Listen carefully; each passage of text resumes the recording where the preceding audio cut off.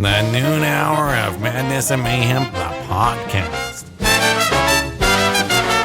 Alrighty, it's the noon hour of Madness and Mayhem. I am Peaches, and Victor's not here today, nor will he be here for like the first part of next week. So up to Wednesday, I believe I'll have the one, the only FJ. Hello! Here in studio with me. He does Saturdays on Alt 101, 10 a.m. to 3 p.m. Yeah. All right, yeah. What do you have planned to talk about tomorrow?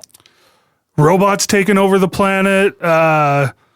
The 25 weirdest animal names. Okay, that's cool. There's only 19 on the list. I'm not really sure why they call it a 25 list and then give you 19. They just round it up for no reason. I think a lot of lists do that, it turns out. Like, hey, there's 100 of these, but there's only 30 on the list. What was the weirdest one? Aardvark? Oh, no. Platypus? It was like a angry, hairy armadillo or something. Angry. Okay. There was a satanic starfish. That's cool. Some of them we can't say on air. Yeah. There were some good ones, though. There was a particular Missouri city that just experienced an earthquake. Did you see that headline pop up this morning? I have not yet. I don't think I can even say the name of the city. It's kind of like that one Idaho town that's ATHOL. Don't try to say it. I'm not. It's like when you like that old trick where it's like, hey, stick out your tongue and say apple. Yeah. That whole thing. What was I going to talk about also on this this beginning part here? Oh, yeah. So Lieutenant Crane and I did traffic school powered by the advocates this morning. And Lieutenant Crane and I were coming up with predictions for what Victor will say when he gets back from Vegas. Number one, I am tired. Okay, yeah, I'll write that down here on this list because he'll come back with a bug. You know, he arrives tired, or he says he's tired. He from needs the some trip. caffeine. He needs some caffeine. Of course, those are the basics. His stomach hurts. I'm guessing also like maybe he had something stolen from him, like maybe his CPAP or something like that. Oh, yeah. Like the hotel staff took it or something, maybe. That's a stretch. Maybe he had like his pass stolen and he couldn't make it back into the festival, something like that. For those that don't know, Victor is going to Sick New World with his, I don't know if I should call her his wife. He does. Sure, yeah. His wife, Becca, they're not legally married, but they just say they are. I keep telling him we could do an on-air wedding for him. Oh, that'd be fantastic, wouldn't it? Yeah, I can perform the ceremony. You could officiate it? Oh, of course. Are you ordained in the state of Idaho? I sure am, through the Latter-day Church of Dudism. Oh, true. The Dude abides. You've told me about that before. Yep. It's the Big Lebowski Church. The state of Idaho recognizes it. I'm actually ordained in the state of California, so I could marry anybody down there. Nice. Yeah, so there's that too. So if they wanted to get married in the most overly expensive way, which I'm sure they don't, they could just go down there. Maybe we could just do like a ceremony on the sand. You can just do a ceremony on the beach, couldn't you, if it's a public beach? You can do it anywhere. Yeah, as long as we have the efficient and people can walk right through, Some witnesses. Some witnesses there, some of Becca's and Victor's relatives, if they're still alive. Oh, yeah, that's easy. All right, so far on this list, he'll come back with a bug. He says he's tired from the trip. He needs some caffeine. His stomach hurts. We could make this a drinking game, but I also feel like we don't want to encourage people to drink that early in the morning. I was going to say that'd be like waking up to doing it. Yeah, and waking up and then also just completely ruining the rest of your day, maybe even the rest of your week. Although if they just listen to his podcast for it, then they could do it later in the night and turn it into a drinking game. Sure, there we go. Yeah, listen to the Viktor Wilt Show on-demand podcast, wherever you get your podcasts, and make that your Saturday night drinking game. If he says, I'm tired, if he says, hey, I'm feeling a little bit off today, if he says, I need some caffeine, if he also says, my stomach hurts, and also you should drink more. You should drink what's bigger than a shot? I've never drank in my entire life. Well, I mean, why not drink like a whole pint of Guinness or something like that? If he says, I fell out of my hot tub again. Yes. Something like that. His back hurts. That's going to be another one. Oh, that's another one? Yeah. Okay. Yep. Yeah. Let me write this down on this list here. His back hurts. All right. Yeah. If any listeners have any suggestions for this prediction list, give us a call at 208-535-1015 or message us on any one of the social media platforms we're on. So it's the noon hour of Madness and Mayhem. I'm so used to saying that now, it's almost like one word for me. So it's the noon hour of Madness and Mayhem on K-Barrel 101. I remember when I first started, and it took me forever to remember it. It's a tongue twister. And that was back when it was 2021, and we were all wearing masks. Oh, yep. And it was, I was just thrown on the air. I didn't know what was going on, didn't know the schedule back then. My first week was exclusively on 105 The Hawk. Oh, nice. And that's where I got my training in the afternoon. And then I made my way to K-Bear middays, then 105 The Hawk in the afternoon. Oh, fun. Yeah, it was fun. Kind of, I was still the same person. Like, they tell you in radio, you got to adapt to the demographic. I'm like, I feel like country listeners and metal listeners are similar. They're kind of the same thing. They're both rebellious in their own way. Like, one has cowboy boots, cowgirl boots. The other one has piercings, tattoos. They wear black. One only sings about losing their girlfriend, and one sings about losing their dog. Yeah, sure. Yeah. Country listeners are also elitists in their own way. They do think they listen to the best music out there. Right. And there was something recently. Oh, yeah, Victor and I were having that AI battle. And we were just going back and forth. I didn't even use AI in that beginning photo. Basically, what happened is that if people haven't caught up yet, or if they're just now tuning in for the first time in forever, Victor fell out of his hot tub or fell in his hot tub and hurt his back pretty badly. That is a scary picture. And I seriously wish we had the footage, but his camera in the backyard conveniently is not charged or was not charged. Oh, that's what he's going to tell us. But he also was mentioning that he was naked, so we'd have to censor his entire body to put the footage on our Facebook page. I mean, that could have gone viral for us. It could. Morning show radio DJ hurts his back falling out of hot tub, just slips, and Becca was there to witness the entire thing. And usually she records everything. She sent me a video this morning of she's wide awake. But Victor is knocked out of sleep. Yesterday, Victor made a post in the Sick New World Facebook group saying that they're going to be on their way from Idaho at 6 a.m. to drive down to Vegas. She sent me this video at like 6:30, 6:45. This morning? This morning. I woke up at 7:30 by my alarm and immediately checked my phone and saw her 9 usual snaps that she sends out. And the whole series is her trying to wake him up. And apparently he talks in his sleep. Oh, that'd be fun. Like he'll talk back to you, but he's not awake. Really? So he was talking about how he spent like $90 on 12 ounces of something, and that he spent too much money, and he's apologizing to her. And he's like, she goes, "I'm going to get the water bucket," and he's like, "I dare you to." He's just knocked out of sleep. What if she would have? That would have been great. I should have texted her, "Hey, I'll come over before I start my shift here today," and just doused him with the ice bucket water. Wake him up. That'll be our next secret sound. Hey, what's this sound? Just a big splash. What the peaches? Him waking up. I'm hoping their drive goes smoothly. Today is not a good day to drive around town. It'll be fine. But he's a lifelong Idahoan. Every one of you people around here are used to it. Yeah, driving in snow is not a big deal. I don't say you people in a bad way. You guys hope not. You guys have a skill. You guys can drive in the snow. For me, it's like I got to put on the snow tires. I got to put on the massive boots. My parents, when I first moved out here, they equipped me with all of this stuff like I was moving to the planet Hoth. All the snow gear? Yeah, all the snow gear, all the coats, all the snow tires my dad paid for. It was ridiculous. I've never used snow tires in my life. I'd say a lot of Idahoans are very proud to say that, but for me, it's like, well, I need my training wheels still. I need to have the bumpers when it comes to bowling kind of thing. It's kind of the same thing.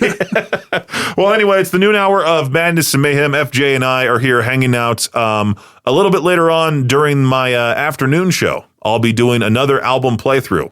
I got to thank Rob sending me the clean copy of the new Amity Affliction album. That's going to be a good one. Called House of Cards. A lot of the OG Amity Affliction fans still very upset that Aaron is no longer in the band, but I feel like he seems like this.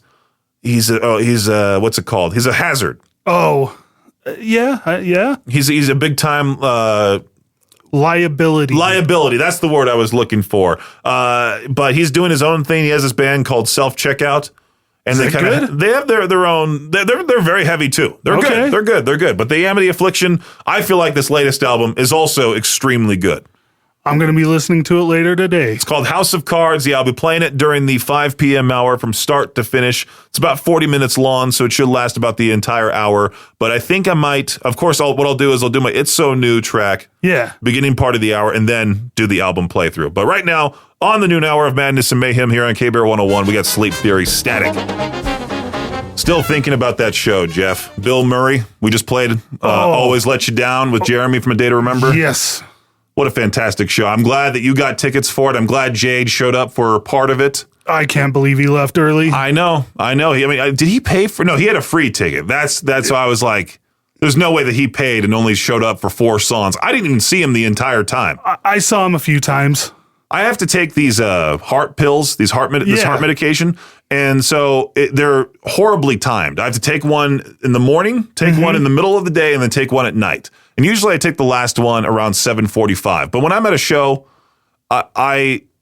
what's it called? Like, we get there at like 6. The doors open at 6. We're in the venue. I've already seen one opener by then. So what I do now is I'll take one of my pills, put it in my earplugs container attached to my keys. Oh, that's pretty smart. But then it looks mischievous and suspicious because I'm pulling out a pill during the middle of a concert. Like, hey guys, don't look at me. And I have to convince the security, if they do ask me, like, hey, this is a beta blocker. This helps with me not going into AFib. Yeah, if you want me to stay alive during the show, just let me take it. Because there's no way you guys are going to be carrying me out of this venue. Maybe we should try having me crowd surf once. If you do it, I'll do it. If we have a team effort. It would take a team to get us up there. Because I'm losing weight. I'm getting down there. Yeah. And by getting down there, I mean like 370. So, I mean... but it's awkward, though. There's a lot to it. Like, the height is what makes it bad. I saw some little people get dropped this last show. Yeah, and when I see people get dropped, it makes me scared to try to attempt it myself because I know for a fact some 5-foot blonde girl in the front by the railing is going to be like, I'm not touching him. I'm not doing this. And then her boyfriend also doesn't do the same thing. And then all of a sudden I just come crashing down. And it's going to be right on the gate. It's going to be like Humpty Dumpty. Not an egg, just cracked wide open. That's why I've never done it. My favorite tactic my favorite thing that happened at the Bill Murray show, besides you setting me up with, you told your brother to scream as loud as possible, Peaches from K-Bear! God bless my brother for doing it. Shout out to him. What's his name? Doug. Shout out to Doug. He just runs up and does it. I thought it was one of those just like weird listeners popping up. He's definitely weird, but yeah, but because I've had experiences like that where people just freak out all of a sudden. Just freak out. I think it's great. I think it's awesome. A shout out to all the listeners that stop us at concerts, see me at concerts. I know his brother was doing it as a joke because you told him to. Yes, I did. But I wish we had it recorded. Oh, I did screw that up. I should have recorded it because it was pretty golden. It was fantastic. And also there was some other people that saw me and took pictures with me. There was one person in the merch line that saw me and Aubrey come by and buy a potato sack out of all things. Yeah. That's pretty cool. They were selling those potato sacks. I had to walk up to the merch lady and be like, hey, can you give me one of your sacks with a straight face? And I bought it for like $20. Wasn't too bad of a deal. But my favorite thing that happened at the show, besides Doug doing that, was when I texted you like, hey, when are you coming to the front? And you go, oh, for Bill Murray, I'll be up there. Yes. And I'm like, when's Jeff going to get up here? When's he going to get up to the railing? Out of nowhere, I hear, excuse me, director coming through. Excuse me, out of the way, coming through. And I see you with like 3 other people. There were a group of us. A group of you guys just pushing your way to the front. And so I'm like, all right, Obs, let's go. Let's follow the lead. Let's join the conga line. That's all you got to do. And we made our way in front of this family, this one teenage kid. I talked about this on the show, too, when right after the weekend happened. This guy was farting the entire time. Again, like one of those machines where you set it up to spray like once every hour or so. Yeah. This guy was doing it every 15 minutes. Just... I'm glad he was far enough for me. I didn't smell it. And the dude behind me is like, dude, what does that smell? I'm like, this guy farting. So we went in front of him. His whole family gets very upset. They start motioning like, what's with this big fat guy in front of us? And then they go to the right of the pit. I drove them away. Awesome. But then there was also a few people that were just jumping on our feet the entire time. Yeah, that happened. Like I pushed one out of the way. I hate to say it, but I did push somebody completely out of the way. One guy I felt like was intentionally jumping into me. So right as he like went into the air, I just like pushed him into the pit. And it's luckily he went on the other side too. He probably stayed there. And I'm not trying to hurt anybody. I'm just like, dude, please stop jumping on my feet. This hurts. Well, if they're getting in the pit, they should be expecting to get pushed around a little bit anyways. Yeah, like I'm used to it. Aubrey was not so much. I had to be like her bodyguard the entire time. She was close to the pit. I had to put my arm around her and then drag her to the other side. And it's an experience, though. That was her first experience in a pit like that. Luckily, it wasn't for like a super heavy band, and I don't think she'll ever go to a super heavy show. Like she refused to go to the Slaughter to Prevail show with me. Oh yeah, that pit would not. She wouldn't like that. That wouldn't be fun. Maybe I should fly her home, and we'll go see Slayer and Cannibal Corpse. Later on in November at the Forum. Why not? She'd love that. Yeah. She loves Hammer Smashed Face. It's one of her favorites. Wrapping up the noon hour of Madness and Mayhem, I'm Peaches. And I'm FJ. When's your next concert? Is it the Story of the Year one? I think so, unless I see something else that pops up before then. The same day is the Papa Roach, Set It Off, and Autumn King show. And speaking of that, next Friday, May 1st, a week from today, I am going to be at State Trailer Supply.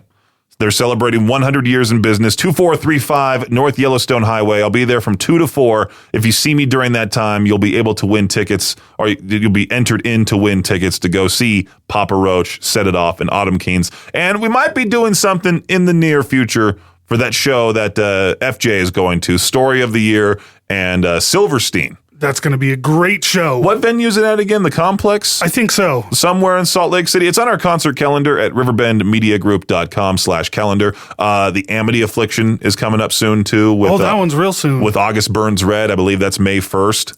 I was going to check out our concert calendar Wage anyway. War's on May 1st, too, isn't it? It's on Cinco de Mayo. Oh. I was kind of upset because we were forwarded the ability to put in a proposal to give away tickets to go see Pussifer on Cinco de Mayo the Normal Isn't tour at the Maverick Center. They never got back. I tried getting a guitar signing with them. Maynard is such a tool, no pun intended.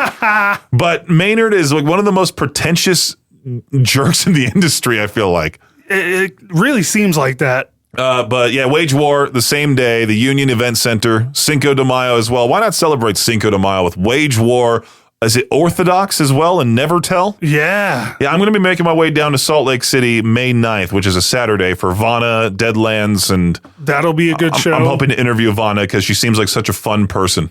That'll be a good show. I can always tell who I'm going to get along with and who I'm not going to, and I felt like for Asking Alexandria, they were going to be kind of... I don't know. I feel like they'll be cool once you know them kind of thing. But the first time meeting them was kind of awkward. They've got a reputation. Yeah, they do. They do. But those who are radio trained are obviously the best ones, like Matt B from Ashes to New. Yeah. Johnny Hawkins and Nothing More is a great one. Chris Jericho was such a unique one. That would be a fun one. I was scared beyond belief, thinking that he was going to cut a promo on me. And it's always fun at the very end of the interview to kind of like say, hey, could you say you're listening to Peach's Pit Party? Yeah. As a grown man, I'm telling someone to say, hey, can you say you're listening to Peach's Pit Party on K-Bear 101? And then they always ask, what's the show name? What's the station name What'd again? you just say? Yeah, what'd you just call me? Like okay. And then so James Labrie of Dream Theater, you know that old guy commercial, buttery flaky crust? That's what it was like dealing with him. Like he just couldn't get it. It was funny because at the time it wasn't Peach's Pit Party. I think I just told him to say you're listening to Idaho's only rock station, K-Bear 101, and he messed it up, but he had to write it down. It's always funny when you see when you hear musicians go, "You're listening to my favorite show," and then they read the name on the script, Peach's Pit Party on K-Bear 101. Like Lizzie Hale, really authentic. Lizzie Hale Hailstorm said that and made me laugh, and then Colin from Sleep Theory messed it up. There's been a few others, but I keep those mistakes in there. We're fun around here. It makes them human. Right. Oh, speaking of fun mistakes, FJ has so many fun intros for his Saturday show. Gotta keep them funny. They're hilarious. Some of the best I've ever heard. Just these random quotes. Obviously, my name is Jeff from 21 Jump Street is on there. Yeah, that's in there a lot. I was thinking about that quote when Aubrey and I last night, we were watching that movie Roof Man on Prime Video. Oh, yeah. And I was just, Channing Tatum's obviously the star, and all I could think was, my name is Jeff. His promo for that movie brought it up in...